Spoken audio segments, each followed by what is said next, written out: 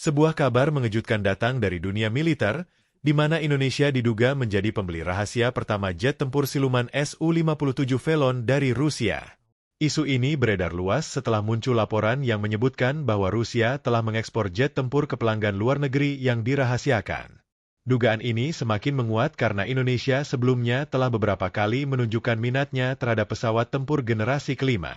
Dalam beberapa tahun terakhir, Indonesia memang tengah berusaha memperkuat kekuatan udaranya di tengah ketegangan geopolitik di kawasan Asia Pasifik. Indonesia sempat menjadi sorotan dunia karena termasuk salah satu negara yang dicurigai sebagai pelanggan pertama jet tempur canggih ini. Kecurigaan ini muncul setelah Badan Pertahanan Pemerintah Rusia, Rosoboronexport, mengumumkan bahwa mereka telah menandatangani kontrak pertama untuk mengekspor jet tempur generasi kelima E ke pelanggan asing yang dirahasiakan. Varian ekspor E ini diketahui pernah diuji oleh Kepala Staf TNI Angkatan Udara Indonesia, yang semakin memperkuat dugaan bahwa Indonesia adalah pembeli pertama pesawat tempur tersebut. Pengumuman penjualan perdana Su-57E kepada pelanggan rahasia Rusia ini langsung memicu spekulasi besar mengenai negara pembeli pertama pesawat tersebut. Media Amerika Serikat bahkan mengidentifikasi 5 negara yang paling mungkin membeli, yaitu Aljazair, India, Vietnam, Indonesia, dan Korea Utara.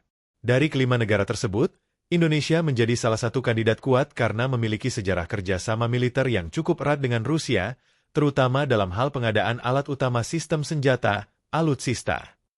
Indonesia telah lama menggunakan berbagai produk militer Rusia, termasuk jet tempur Sukhoi Su-27 dan Su-30. Salah satu faktor lain yang memperkuat dugaan terhadap Indonesia adalah konfirmasi bahwa kontrak pembelian jet tempur Su-35 dari Rusia masih berlaku, meskipun terhalang sanksi CAATSA dari Amerika Serikat.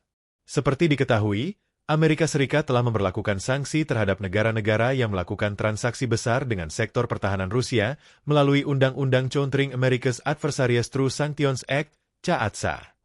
Sanksi ini bertujuan untuk membatasi pengaruh Rusia di pasar senjata global serta menghukum negara yang berani bekerja sama dengan Rusia dalam bidang militer. Pada Mei 2024, Duta Besar Indonesia untuk Rusia, Jose Tavares, mengonfirmasi bahwa kontrak senilai $1,14 miliar untuk akuisisi 11 pesawat tempur Su-35 tetap berlaku. Namun, kontrak tersebut ditunda sementara untuk menghindari potensi ketidaknyamanan tertentu, dengan Jakarta menunggu situasi lebih kondusif sebelum melanjutkannya. Penundaan ini bukan berarti pembatalan, melainkan lebih kepada strategi Indonesia untuk menghindari tekanan internasional, khususnya dari Amerika Serikat. Jika Indonesia benar-benar mengoperasikan Su-57, kekuatan udaranya akan meningkat secara signifikan. Su-57 merupakan jet tempur generasi kelima yang memiliki kemampuan siluman, manuver yang sangat baik, serta teknologi avionik canggih. Dengan kehadiran jet tempur ini, Indonesia akan memiliki keunggulan udara yang sangat signifikan dibandingkan dengan negara-negara tetangga di kawasan Asia Tenggara. Australia, Singapura, dan Malaysia tentu harus mempertimbangkan kembali strategi pertahanan mereka jika Indonesia benar-benar memiliki dan mengoperasikan jet tempur Su-57. Dalam beberapa tahun terakhir, Indonesia memang menunjukkan ambisi besar dalam memperkuat sektor pertahanannya. Selain berupaya mengakuisisi jet tempur canggih, Indonesia juga mengembangkan industri pertahanan dalam negeri melalui PT Dirgantara Indonesia. Pemerintah Indonesia juga telah bekerja sama dengan Korea Selatan dalam proyek pengembangan jet tempur generasi 45 KF-21 Boramae. Namun, program ini masih memerlukan waktu sebelum pesawatnya dapat beroperasi secara penuh dalam jajaran TNI AU. Keputusan untuk membeli Su-57 tentu memiliki tantangan tersendiri.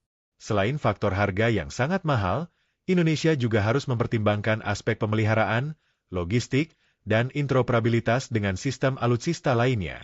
Mengoperasikan jet tempur canggih seperti Su-57 memerlukan infrastruktur pendukung yang memadai, termasuk pelatihan pilot dan teknisi, serta penyediaan suku cadang dalam jangka panjang.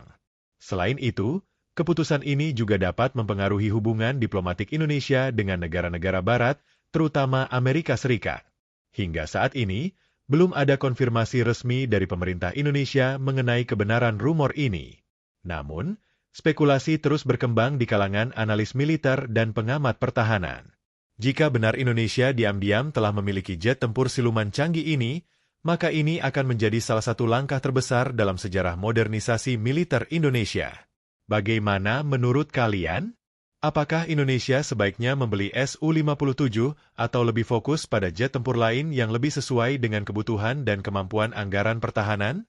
Tulis pendapat kalian di kolom komentar dan jangan lupa like, share, serta subscribe untuk mendapatkan update berita militer terbaru.